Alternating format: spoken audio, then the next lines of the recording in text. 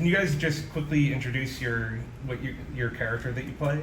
Great. Sure. My name is Mark Feuerstein, and I play Burton Greenberg on Hotel Cocaine. My name is Danny Pino, and I play Roman Compte. My name is Laura Gordon, and I play Janice. That shouldn't be too confusing. No, Figure it out! So How do you think it's going, Megan? It's going So what's it been like? You guys have a lot of fun. The tone of the series, Burton has loads of fun. Yes, he does. But your two characters, there's a lot more drama going on there. So how do you find that balance between the humor and the drama in the series?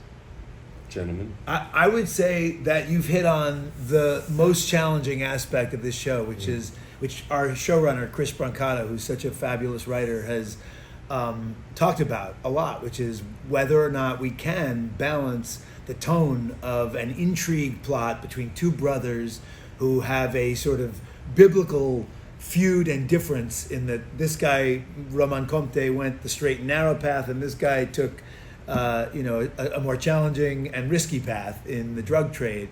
And, can they work together and still be loyal to each other and figure out their relationship? Can that drama be merged with the comedy of a psychopathic, hippy-dippy, coke-snorting hotelier? And the beautiful dance numbers directed by Guillermo Navarro. And I think we're doing okay. I think it's blending pretty well. And I think it's nice to go to one part of the show and then visit the other part of the show. And never the twain shall meet. That's not what I meant. No, that's right there. Okay. Yeah, that was a great answer. Thank you. I think it's a great answer because I think that's kind of how life works. You're in a moment and then you turn and this something completely bananas is happening, and then it's like it's not linear. We don't live. We have moments that are serious and then moments that are completely insane. So that's kind of what happens in the show, and it all sort of fits together. And he's right. I think Mark's right in that you have to get it right. And I think Chris got it right.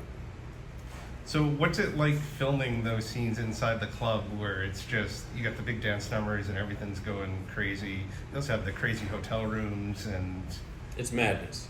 It's absolute madness. Yeah, it is. I mean, it's a big room full of, several hundred background artists, a couple, maybe about 100 crew members. Then you have the cast, and we're all trying to sort of navigate this party that is meant to look like organized chaos, like a hedonistic paradise, right? And obviously there should be music playing, over the dialogue.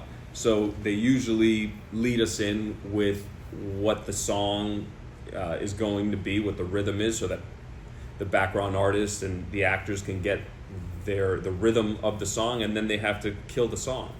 And we play the scene without the music on, although everybody keeps dancing. So it's a little trippy in that way.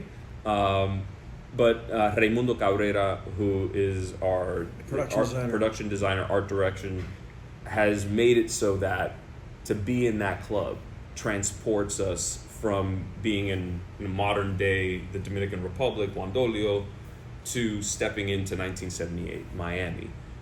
That and the wardrobe, being able to put on a polyester suit and You got the sideburns. and platforms and the hair and makeup with it makes you feel like you don't have to work as hard.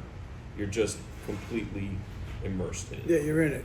And it's such a great example of the collaborative art form that we get to be a part of, because then you bring in Guillermo Navarro, this incredible director who won an Academy Award for Pan's Labyrinth with Guillermo del Toro, his old friend from Mexico, and he comes in with cranes and toys and has that camera moving within an inch of its life through this beautiful space designed by Raimundo Cabrera, and our costumes by Adela Cortazar. Yeah. And it's an amazing collaboration. The space is designed in a way that you can really put the camera anywhere. you can't see it in the show, but it's a very high ceiling. And the space presents an interesting problem in that it can kill your day, because you could just keep shooting in there. You know what I mean? You just, let's shoot this from here, and then you realize that you're behind a day. You know, Right. Those rooms become a psychic sort. For me, it's like a psychic drain, because so much is happening in that room, and for you to keep your concentration and your focus. And then you add the Mutiny Girls, and you got a problem. the whole thing. Yeah. Well, there's also a lot of like historical characters that come in and interact. So what's it like playing against someone who's supposed to be a real person that's in the story? I love this genre of historical fiction that Chris Brancato has been a pioneer of. I mean, it of course existed before him, but he's done amazing things with Godfather of Harlem. I mean, I'm blown away by that show, which Yul was so amazing in, because he throws in all these amazing characters like Muhammad Ali and the leaders of the civil rights movement. And in our show, we have Hunter S. Thompson in episode 1, and Rick James visits us in episode 2. And you might wonder what would it have been like to meet this crazy gonzo journalist Hunter S. Thompson, and John Ventimiglia does an unbelievable job inhabiting him, and Larry Powell, and then Larry Powell playing Rick James is incredible. Gives him such humanity. I mean, you would never know from the pop songs he created that he was this introspective, deep feeling person, but in the hands of Larry Powell you see it, and then you get such fun, like the idea that Rick James created Super Freak, which is a suggestion in the end of episode 2, based on this Chaim Yankel. So can you talk about the relationship between Nestor and Ramon? Like, because all of a sudden they're thrust back together after a long time, but they seem to not really have any animosity towards each other. It's just Dan? Man, well, it's a very tight bonded brotherhood. Two men who would give up their lives for each other. And that's not just a saying. They actually stormed the beach in the Bay of Pigs and had each other's back as they were under assault by Castro's Revolutionary Guard. But after that, Nestor decided to go a different way, to make a different choice. And Roman has a family, and he has a daughter to raise and to protect. And so that put a strain on their relationship. They became estranged. And I think that was very painful for both men. So when Michael Chiklis's character, Zulio, comes in and makes Roman an offer he can't refuse because he threatens his family and his daughter, he dreads, I think, having to face his brother again. But I think there's a large part of Roman that misses his brother, that misses that bond, and who worries about his brother. Roman knows the stakes of that world. And I know that he probably picks up the newspaper thinking he's going to read that something awful happened to his brother. And he probably dreads that every single day. So to be able to be in his brother's orbit again, in a way, knowing how trained Roman is, and maybe he's the only one who can actually protect his brother too. And playing that line between protecting my family and protecting my brother, and the love and bond that he has with him, it's something that is, almost like a moth to a flame. Like, I have to go and try and protect him.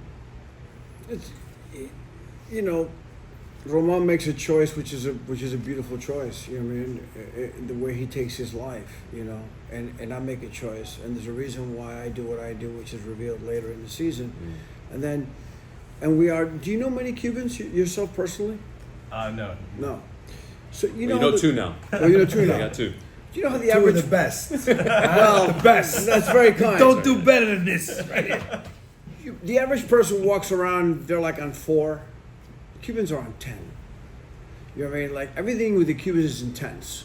Like, laugh, eat, cry. It's full tilt. Yeah. So we're estranged. We're fucking estranged. We're together. You're my brother, and they share something that he mentioned, which is the Bay of Pigs invasion, which Yul's actual uncle was in and was a political prisoner in Cuba for 2.5 years. And I knew guys that he knew. That's another bond. So that you have different circles of bonds. You know what I mean? So, yes, we're estranged. His niece is super important to me, you know, at a very deep level. And the opportunity to have my brother come back in, for whatever reason he comes in, just to see my brother, is going to remind me of my brother. And we're going to pick up where we left off. Because we are on 10. We do everything on 10. So would you say that's why when Ramon comes in just out of the blue to come see Nestor, that he doesn't suspect anything whatsoever? I think that hug I give him is a hug of like what's going on, like initially when I first see him, but I don't. I mean, I think I do suspect. In fact, I test him. You know, with a very serious test, not a test you want to be presented with, but you know. Which he passes with flying I'm colors. going to test Mark with that. Right? He blows that. No. I'm going to test you with that later. Okay, great. Okay, just not Kyle. Yeah. No, we love Kyle. What are you doing later this afternoon? You busy? I'm not coming to the panel. I'm going to meet you at the OK Corral here in Austin. No, I lost my train of thought. So I guess what is it? What are you most excited for people to see for your characters in this series coming up? I'll go first. I'm excited because my character has so much fun in the beginning. He's that kind of out there, coke snorting hippie hotel owner, having a great time without thinking about the cost of it at all. And by the end of the season, he gets a real taste of the cost. You know, the logline of the show is every pleasure has a price, and that really holds true through season 1. And I think it's really beautiful the way they've arced Burton to the end of the season. Yeah. Yul, do you have? What was your question again? What are you most excited for people to see for your character?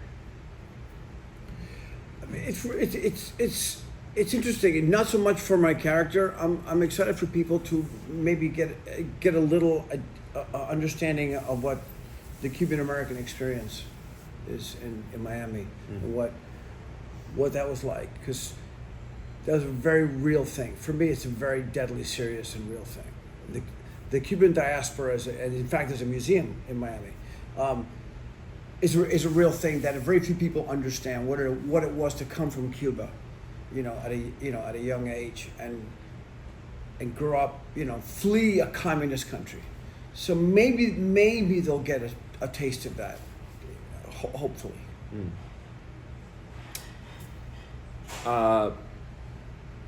I, like Yul, will respond maybe not about my particular character, if you don't mind. Maybe talking about the show on a whole. It's Michael Wright and I, we were talking, the head of MGM Plus, as to what makes for an interesting experience, an interesting film or an interesting show, novel, whatever it might be. And it's that something that is familiar but slightly different. And what I love about our show, and what was immediately familiar to me, being a fan of movies like Scarface and Goodfellas and The Godfather and all of these sort of mobster, mafia-esque films, is this this hedonism, this violence, right? And that's familiar to me. Like I'm drawn to that kind of storytelling because the life and death situations are catalyzed by the choices that these characters have made, the lives that they're living, right? So every scene, there's seemingly a life and death decision that needs to be made. Hopefully in our own personal lives, we don't live that way, right? Like hopefully we don't make life and death decisions ever. So Right. that's what makes it fascinating to play and fascinating to watch. What I think makes it different is something that Yul touched on, the fact that it is being told through the lens of Miami, of Cuban Americans, who ever so rarely have the opportunity to Ever really be used Yeah. as a point of view. We're usually the secondary or tertiary characters, but we're not the setting, and we don't ever really carry the POV. Oftentimes on our show, it's told through that point of view, through the Cuban American point of view, and that's what makes it slightly different from the familiar. In addition to that, having comedy, having this hedonistic paradise lined with a levity, a grounded levity, where you get to see the payoff of the party, but underneath it, again, the difference is you're seeing what the cost is, what the price for the pleasure is, and that is, the blood that's running through the streets of Miami and through the streets of Colombia and the Caribbean, Central and South America, in order to maintain that party. Right. That's the difference as well. Right. Have you ever spent any time in Miami? No, I've never been to Miami. Miami's not the United States. Miami's its own world. And that Miami's very much a character in the show. Miami's like a planet, right? The geopolitics of Miami. Miami's insane. I've heard it said that Miami is the only American city with its own foreign policy. And it's true, really. It's true. Yeah. Thanks a lot, guys. All right. Thank you.